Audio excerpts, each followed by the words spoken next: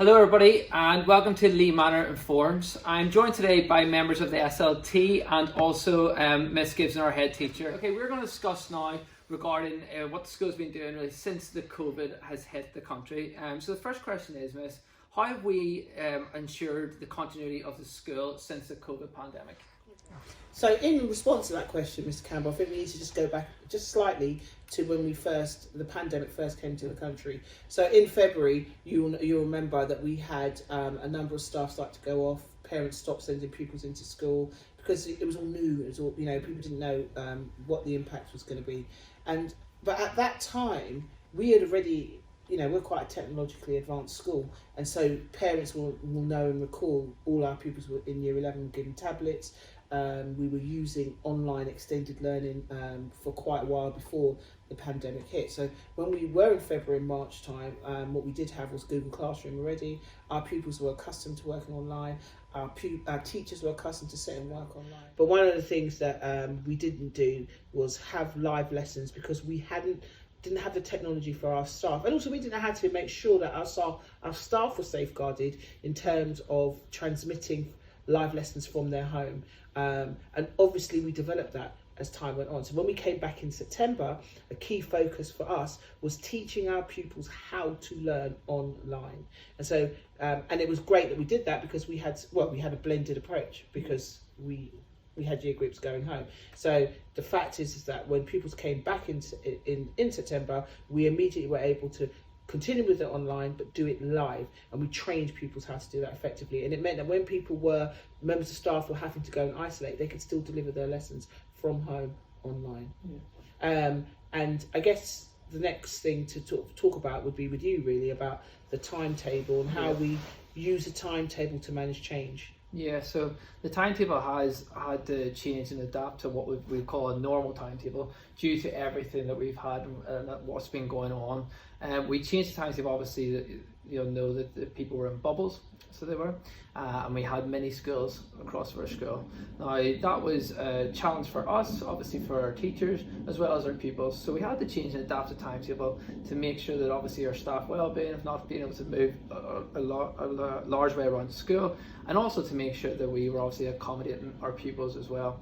Within that, we then had to think about all of the sanitizing, the sinks, the PPE, all that type of equipment that we had to put in place. What was really important about the timetable was that we still delivered our curriculum, and that's really important. That's the absolute centre of what we do. We still delivered a breadth of a curriculum and a depth of a curriculum that the pupils could access. That was really important.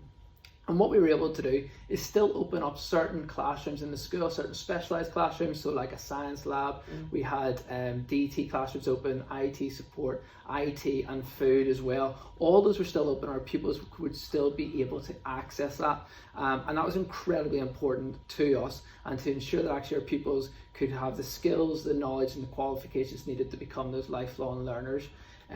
So Miss, really kind of moving on to whenever they had to go home and be self-isolating, how have we ensured that actually the pupils were still engaging online, and how did we ensure that our teachers were able to kind of teach and deliver high quality education still? Okay. So we're all familiar with the Lea Manor High School lesson, and our lesson, the way in which we do our lesson is it starts off with a ready to learn activity, and it also then we do a retrieval exercise, which is really, we know that that's really important in terms of memory and in terms of embedding learning for our pupils. So what we had to do was to make sure that our online lessons followed those key pedagogical practices in education, but in addition to that was able to be adapted to online.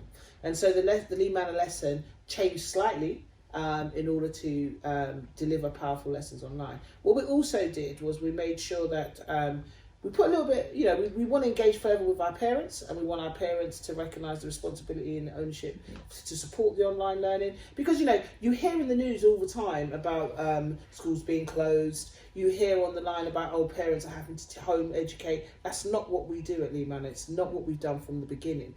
And so what we want to do is as well make sure that parents are able to supervise their young people while they're learning, but they don't have to teach them because there's a teacher there present in the teaching in the lessons. And we run it like school. So the timetable runs exactly the same as school. If a pupil does not sign on then we do send a truancy call to a parent like we would in school, because it's about safeguarding, and Mr. Mahmood will talk a little bit more about the safeguarding. And just to stretch a little bit about that as well, we're also aware, and you hear this a lot in the news, about disadvantaged pupils and economically, people who are economically challenged at this time, and they're always saying the gap will widen. Well, we know, and there's research to show the gap continues to rise between rich and poor, and that's a factor. We do serve a community that has been hit hard financially by COVID, and a community that's on the grow. But there are people who are struggling. That's the reality. So what we did was with the free school meal vouchers, particularly over Christmas time, which was a longer period, we as a school matched what the government had provided. So that was really important for us to do, because we recognise that it's not just about food, it's not just about eating, but it is about electricity. It's about being able to run the laptops that the government claim that they've been giving us. That's another thing we have to talk about, is the laptops, and what we did then, sir, about laptops instead of waiting for the government. What did we do? Absolutely. So whenever the laptops, obviously, first, as soon as we did a survey straight away for people to find out kind of how many didn't have those devices, and we've seen that there was quite a few that didn't have those devices, or was maybe a shared device in the household whenever there was a couple that was going on. And the first thing what we did was that we actually changed our own laptops in our school, and we changed them to Chromebooks, and we got them sent out the first thing, because we couldn't wait on the government. They said they were promising all this, it didn't happen, and so we had to make those moves straight away. We then did apply with the government with the scheme and to get laptops in. They promise a lot, and they only give us a very small amount. So again, we had to then buy more devices from ourselves, and there was a longer wait for them, but we had to buy more. We did that, and we got them sent out as well, and we tracked them for whose pupils was doing that. We then have finally been able to get more from the government, and we now have got a lot of devices, but again, we're still waiting on licenses to be for those devices. And Mr. Mahmood and the pastoral team have done an excellent job at getting those devices out to our pupils, because again, they need that device, they need that technology to be able to learn and be able to access our high quality education. The other thing is internet has always been an issue. And again, we took the step to provide internet and to provide little what we call dongles to back home to actually for the people to be able to access it. I know there's some more work around now, and if you do have problems with your internet, please get in touch with us in the pastoral team, because there is internet companies that are giving out free data. We apply for that for you, and we will continue to do that if you make sure you please get in touch with us. So there's a lot of work around those devices, Miss. So if we go, Miss, to where we're at now, and we look towards the future, how have we planned for the unpredictable nature of the pandemic? And I think that's a really great question to ask, and a really important question for parents to hear the answer to, because from the onset, it's been unpredictable. Yeah. The government, and it's really interesting when you talk to people who are outside of education. A lot of people believe that we know the things that the government are going to say before they say it. It would be good to know that. From the very first time in March when they cancelled the exams for Year 11, and to this cancellation, we had no idea. However, we very quickly, because we weren't waiting, we have as you know, we call them potential outcomes. Yeah. And so we planned for this. So as soon as the government made the announcement that the exams were actually cancelled, we immediately had a solution, because we'd already started to look at those things already and building up robust evidence to support the judgments that we're making about pupils' progression. The online live lessons, and there's been some debate actually about whether or not live lessons are effective. I think there's even been some research. I don't know how there's been research so quickly in such a short space of time, but there has been. But actually, we would refute that, and we would firmly argue that those live lessons is really good for the mental health and the well-being, not just of the pupils, but of our staff also. And that contact, it's so important that pupils have that contact with adults, and that we know that our pupils are there, they're asking questions, they're able to engage, and like I said, it saves parents that job of trying to find an answer. They don't have to do that, they just have to make sure that their pupils are dressed and ready for learning, and that's really, really important. And also we're able to assess and monitor and track pupil progression in line with our curriculum plans that we already do in school. So actually live lessons are vital I think that communication at some point is important. And I know that Mr. Mahmood will talk a bit more about the pastoral, about the assemblies, etc. that we do. We did lots of stuff, as you remember before, about Lea Manor discussions. This is Lea Manor Informs, and there'll be other stuff coming out. But I think it's really important that parents understand what's going on. And the Lea Manor discussions, we did things like, there's lots of things happening politically. So we did Black Lives Matters, Islamophobia, equality. We did those sorts of issues, and pupils were involved in interviewing. There'll be lots of stuff happening with student voice, etc.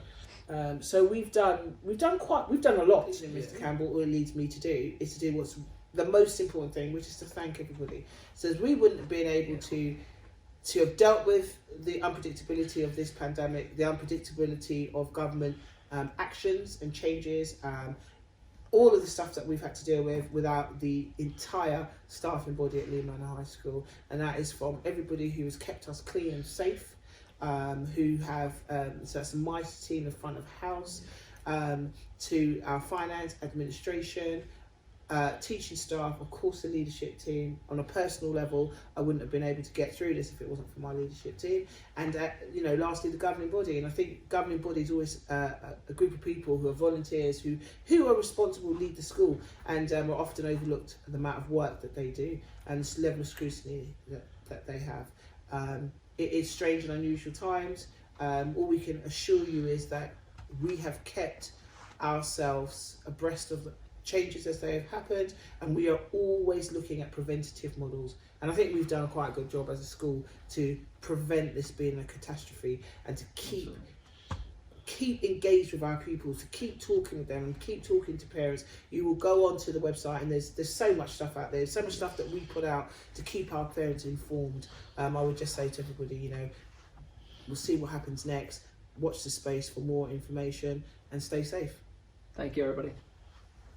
Please head over to Lea Manor High School's website, the link is below, to watch a video entitled Lea Manor Informs, which will allow you to understand and learn about all the things that we've been doing at Lea Manor High School and the things we continue to do since the pandemic.